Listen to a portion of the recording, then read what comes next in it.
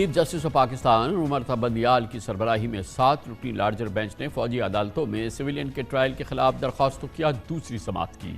Bench میں شامل معزز جج صاحبان نے فریقین کے وکلاء سے army act, official secret act اور ملٹری کورٹس میں ٹرائل کے طریقہ کار سے متعلق سوالات کیے۔ اٹارنی جنرل نے بینچ کو بتایا کہ 9 مئی کے واقعات میں ملوث 102 افراد فوج کی تحویل میں ہیں، جن میں کوئی خاتون یا کم عمر ملزم یا کوئی صحافی یا وکیل شامل نہیں۔ چیف جسٹس عمر بندیال نے آج سماعت کے دوران کئی اہم اور دور رس ریمارکس دیے۔ انہوں نے کہا کہ ملک کی سلامتی کے معاملات براہ راست آرمی کے تحت آتے ہیں۔ قومی سلامتی کے خلاف سازش ہو تو یہ نہیں کہا جا سکتا کہ فوج ٹرائل نہیں کر سکتی۔ چیف جسٹس کا کہنا تھا کہ اس بحث میں نہیں جاننا چاہیے کہ سویلین کا آرمی ایکٹ سے کبھی ٹرائل نہیں ہو سکتا۔ چیف جسٹس عمر بندیال نے آبزرویشن دی کہ اگر کوئی سویلین کسی آرمی آفیشل سے مل کر ریاست مخالف کچھ کرے تو یہ بہت سنجیدہ معاملہ ہے۔ چیف جسٹس کا کہنا تھا کہ ایسی صورتحال میں فوجی یا سول افراد کے درمیان تفریق نہیں کی جا سکتی۔ چیف جسٹس نے جو درخواست گزاروں کے وکلاء سے سوال کیا کہ بتائے کہ آپ کے مطابق آئین کے کون سے بنیادی حقوق ملٹری کورٹس میں ٹرائل سے متاثر ہوں گے۔ آج کی سماعت کے دوران اٹارنی جنرل منصور عثمان اعوان، سول سوسائٹی کے وکیل فیصل صدیقی اور جسٹس جواد اس خواجہ کے وکیل احمد حسین نے دلائل مکمل کر لیے۔ کل اعتزاز احسن کے وکیل سردار لطیف کھوسہ نے اپنی معروضات سے عدالت کو آگاہ کیا تھا۔ اب صرف چیئرمین پی ٹی آئی کے وکیل حامد خان کے دلائل باقی ہیں، جس کے بعد اس کیس کا فیصلہ متوقع ہے۔ کیس کا فیصلہ کچھ بھی ہو، اہم بات یہ ہے کہ فیصلے کی ساکھ آنے سے پہلے مجروح ہو چکی ہے۔ نامزد چیف جسٹس قاضی فائز عیسیٰ 7 رکنی لارجر بینچ کو قانونی ہی نہیں سمجھتے۔ کل ان کا کہنا تھا کہ جب تک پریکٹس اینڈ پروسیجر ایکٹ پر فیصلہ نہیں ہوتا تب تک تمام بینچ غیر قانونی ہے اور وہ اس بینچ کو بینچ تصور ہی نہیں کرتے۔ بادی النظر میں جسٹس فائز عیسیٰ نے 7 رکنی لارجر بینچ اور اس کے متوقع فیصلے کو مسترد کر دیا ہے۔ سینئر جج جسٹس طارق مسعود بھی ان کی رائے سے متفق ہیں، جبکہ حکومت نامزد چیف جسٹس کی پشت پر کھڑی ہے۔ شہباز کابینہ کے وزراء سپریم کورٹ کے لارجر بینچ اور اس کے فیصلے کو مسترد کر چکے ہیں۔ اور نامزد چیف جسٹس نے کہا کہ یہ بینچ ہی انلیگل ہے، تو اس کا جو فیصلہ ہوگا وہ بھی انلیگل ہوگا۔ It is to be ignored. اور انہوں نے اپنی جو یہ بات کی ہے، انہوں نے اپنی طرف سے نہیں کی، لا کو سامنے رکھ کے کی ہے۔ انہوں نے لا کا جو کورس ہے اس کو کوئی نہیں روک سکتا اپنی مرضی کے بینچز بنا کے۔ نئی قانون سازی بھی لائی جا سکتی ہے، گورنمنٹ لا لے آئے گی، کلیریفائی کر دے گی کہ یہ جو انہوں نے جو وضاحت کیا یہ غلط ہے، لیجسلیٹو ججمنٹ آ جائے گی۔ لیجسلیٹو ججمنٹ کا ٹکراؤ جس وقت ہوتا ہے جوڈیشل ججمنٹ سے، تو پھر جورس پروڈنس کا مقابلہ لیجس پروڈنس سے ہوتا ہے، اور جدھر زیادہ پروڈنس ہوتی ہے اس کی بات مانی جاتی ہے۔ عدلیہ کے منقسم ہونے کا آج ایک اور پہلو سامنے آیا۔ جسٹس قاضی فائز عیسیٰ نے کل 9 رکنی بینچ سے علیحدہ ہونے سے متعلق 30 صفحات پر مشتمل نوٹ لکھا۔ آج سپریم کورٹ کی ویب سائٹ پر جاری کیا گیا، لیکن کچھ ہی دیر میں ہٹا دیا گیا۔ نوٹ پہ جسٹس فائز عیسیٰ نے لکھا کہ سپریم کورٹ میں تعیناتی سے آج تک انہوں نے کسی مقدمے میں بیٹھنے سے انکار نہیں کیا، لیکن پریکٹس اینڈ پروسیجر ایکٹ کے تحت بینچ بنانے کا اختیار صرف چیف جسٹس اور 2 سینئر ججز کو ہے۔ اب ملٹری کورٹس میں سویلین کے ٹرائل کے خلاف درخواستوں پر چیف جسٹس عمر بندیال کی سربراہی میں 7 رکنی لارجر بینچ جو بھی فیصلہ سناتا ہے، فیصلے کا خدا نخواستہ اگر 14 مئی کو پنجاب اسمبلی کے الیکشن کے فیصلہ والا انجام ہوتا ہے تو ایک بار پھر سپریم کورٹ کے حکم کی پامالی ہوگی، بلکہ پاکستان کے عوام میں عدلیہ پر اعتماد کو مزید اور شدید دھچکا لگے گا۔ ایک بار پھر بہت ہی مشکل صورتحال، خاص طور پہ سپریم کورٹ آف پاکستان کے حوالے سے، اس کی ساکھ کے حوالے سے، اس کے اندرونی مسائل کے حوالے سے بات کریں گے۔ ہمارے ساتھ موجود ہے سپریم کورٹ آف پاکستان سے ہی تعلق رکھنے والے سابق معزز جج، سابق chief justice Sindh high court جناب جسٹس ریٹائرڈ وجیہ الدین احمد ہمارے ساتھ موجود ہیں۔ بڑی نوازش جج صاحب، آپ نے ہمیں جوائن کیا ہے۔ اندرون سپریم کورٹ جو صورتحال ہے وہ کئی ہفتوں سے بلکہ ہم کئی سالوں سے دیکھ رہے ہیں، اس میں اضافہ ہی ہوتا جا رہا ہے، شدت ہی آتی جا رہی ہے۔ اور کل اس نے ایک انتہائی غیر معمولی ٹرن لیا جب نامزد چیف جسٹس جناب جسٹس قاضی فائز عیسیٰ نے اس بینچ میں بیٹھنے سے انکار کر دیا جسے چیف جسٹس پریزائڈ کر رہے تھے، انہوں نے اس کو بنایا تھا۔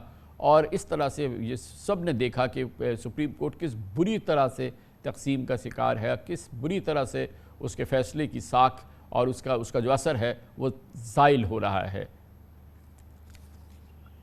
جی کامران صاحب، یہ بالکل انپریسیڈنٹڈ چیزیں ہیں اور ان باتوں کو ٹالریٹ نہیں کیا جاتا ہے۔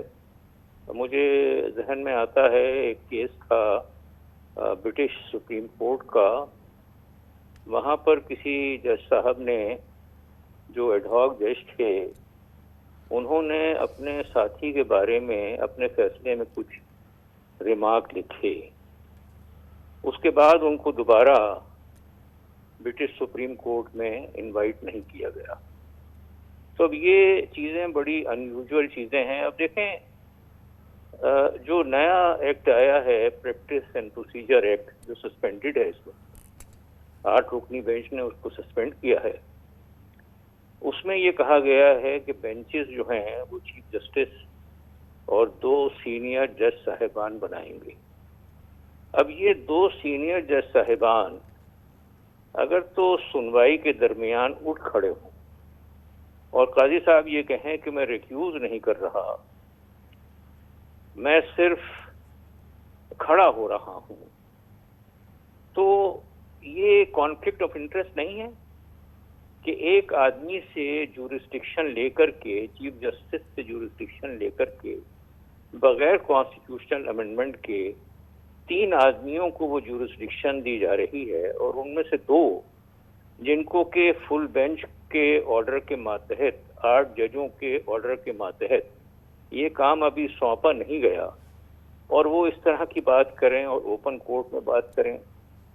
میں سمجھتا ہوں کہ یہ بہت سیریس باتیں ہیں، اور اس میں ججز کا کانڈکٹ انوالوڈ ہے.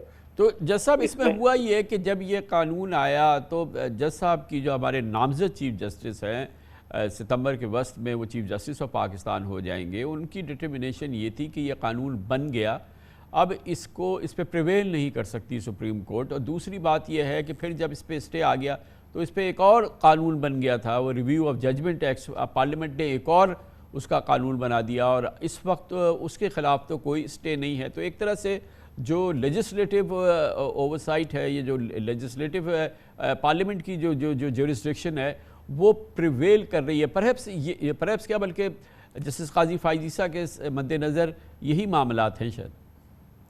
دیکھیں بات یہ ہے کہ وہ جو پریکٹس اینڈ پروسیجر ایکٹ تھا، جس میں کہ آرٹیکل 184(3) کے بارے میں یہ کہا گیا تھا کہ بینچز اس طریقے سے بنیں گی، یوں ہوگا، 3 ججز بینچ بنائیں گے جس میں چیف جسٹس ہوں گے اور 2 سینئر جج صاحبان ہوں گے. تو اس ایکٹ کو تو ایکٹ بننے سے پہلے، فائنلٹی حاصل کرنے سے پہلے 8 ججوں کی بینچ نے اسٹے کر دیا، وہ تو سسپینڈڈ ہے. اور وہ دوسرا معاملہ تو review of judgments and orders کے بارے میں ہے، وہ بالکل ایک مختلف چیز ہے. اس کی سنوائی بھی ہوئی، بلکہ اس میں آرڈرز بھی ریزرو ہو چکے.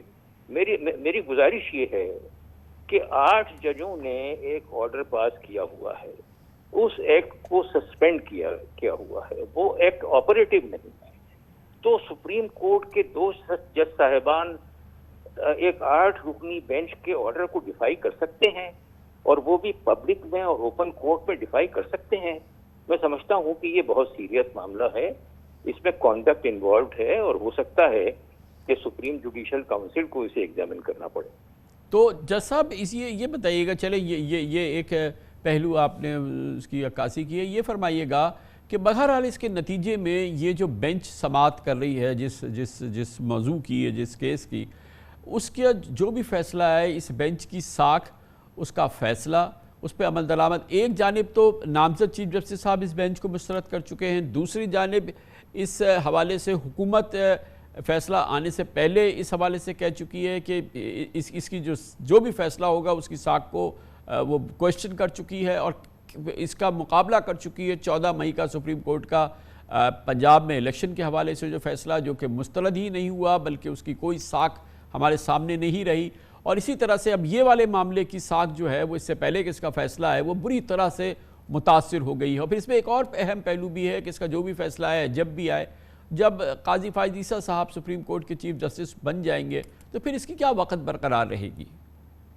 دیکھیں کامران صاحب، بات یہ ہے کہ فیصلے اور ڈٹرمنیشنز عدالتوں کی ساکھ کے اوپر ڈیپینڈ نہیں کیا کرتی، وہ ڈیپینڈ کرتی ہیں لیگیلٹی کے اوپر، کانسٹیٹیوشنلٹی کے اوپر. بنیادی بات جو ہے وہ یہ ہے کہ اس وقت جو فیلڈ کو ہولڈ کر رہا ہے وہ کیا ہے؟ وہ 8 رکنی بینچ کا وہ فیصلہ ہے کہ جس کے ماتحت پریکٹس اینڈ پروسیجر ایکٹ کو سسپینڈ کیا گیا ہے، اور وہ آپریٹو نہیں ہے. اور اگر دو جج صاحبان کوئی مختلف بات کر رہے ہیں تو یہ تو ان ڈیفائنس آف دیٹ آرڈر ہے نا. سپریم کورٹ کے 8 ججوں کی جو اس وقت کی میجورٹی تھی، اس وقت 15 ججز تھے کورٹ میں، اس کو ڈیفائنس والی بات ہے نا. اس میں ساکھ کا کوئی مسئلہ نہیں ہے. ساکھ تو کچھ بھی ہو، کئی مرتبہ ساکھ صحیح بھی ہوتی ہے، ساکھ غلط بھی ہوتی ہے. بنیادی بات یہ ہے کہ کسی بھی ایکٹ کی کانسٹیٹیوشنلٹی کیا ہے، کسی بھی حکم کی قانونی حیثیت کیا ہے. وہ آرڈر جو کہ 8 ججوں نے پاس کیا ہے اور جو آپریٹو ہے اور جس کے ماتحت پارلیمان کے انیکٹمنٹ کو سسپینڈ کیا گیا ہے، آپ اپنے ججوں کے آرڈر کو نہیں مان رہے اور آپ یہ کہہ رہے ہیں کہ نہیں وہ ایکٹ جو ہے اس کو مانو اور اس کے اوپر عمل درآمد کرو جبکہ وہ سسپینڈڈ ایکٹ ہے. یہ کیا بات ہے؟ ایسا ہو سکتا ہے کیا؟ تو اب آپ کے خیال میں کیا ہوگا؟ یہ فیصلہ آ جائے گا اور اس حوالے سے جو آبزرویشن ہے جسٹس قاضی فائز عیسیٰ کی وہ اپنی جگہ موجود ہے، اور نہ صرف جسٹس قاضی فائز عیسیٰ کے بلکہ سیکنڈ سینئر موسٹ جج جسٹس طارق مسعود کی، اور پھر حکومت کی ڈٹرمنیشن کہ وہ اس پہ عمل نہیں کرے گی، اور پھر بالآخر اگلے 3 مہینے کے اندر سپریم کورٹ میں چینج ہوگا اور جسٹس قاضی فائز عیسیٰ جو ہے وہ چیف جسٹس آف پاکستان ہو جائیں گے. یا پھر اس پس منظر میں اور اس پیش منظر کے اندر اس پورے جو ماحول آج جو ہے اس کا مستقبل تو کوئی ہمیں بہتر نظر نہیں آ رہا. دیکھیں، میں یہ سمجھتا ہوں کہ یہ جتنے بھی معاملات ہیں وہ فائنلی ڈسپوز آف کرنے کے لیے کافی ٹائم موجود ہے. اور یہ تو ریلیونٹ بات ہی نہیں ہے کہ سپریم کورٹ کا چیف جسٹس کون ہے یا کون نہیں ہے. یہ تو ریلیونٹ بات ہی نہیں ہے کہ بینچ جو معاملات کی سنوائی کر رہا ہے وہ کن افراد کے اوپر مشتمل ہے. ریلیونٹ بات یہ ہے کہ قانون اور آئین کے مطابق صحیح چیز کیا ہے. بے حساب فیصلے آئے، مختلف کورٹوں کے فیصلے آئے، یونینیمس فیصلے آئے، لیکن بہت سارے فیصلے ایسے ہیں جو کہ جورسٹ نہیں مانتے ہیں، جن کو جورسٹ صحیح تسلیم نہیں کرتے ہیں. تو لہذا ہمیں دیکھنا یہ ہے کہ آئین اور قانون کے لحاظ سے صحیح چیز کیا ہے، صحیح فیصلہ کیا ہے. اس کو نہیں دیکھنا کہ فیصلہ کس نے دیا ہے، دیکھنا یہ ہے کہ فیصلہ کیا ہے. بڑی نواز